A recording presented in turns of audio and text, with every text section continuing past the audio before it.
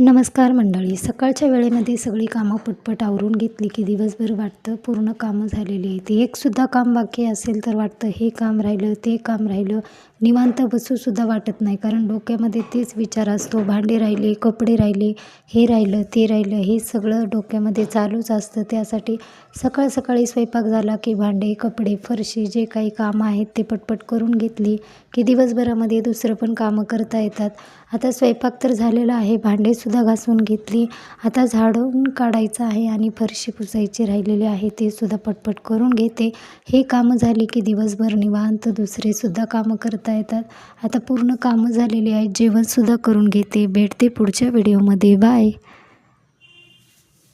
नमस्कार मंडळी. सकाळच्या वेळेमध्ये सगळी कामं पटपट आवरून घेतली की दिवसभर वाटतं पूर्ण कामं झालेली आहेत. एकसुद्धा काम बाकी असेल तर वाटतं हे काम राहिलं, ते काम राहिलं.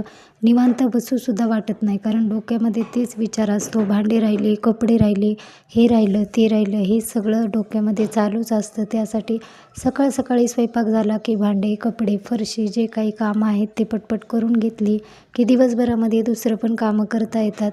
आता स्वयंपाक तर झालेला आहे, भांडेसुद्धा घासून घेतली. आता झाडून काढायचं आहे आणि फरशी पुसायची राहिलेली आहे, ते सुद्धा पटपट करून घेते.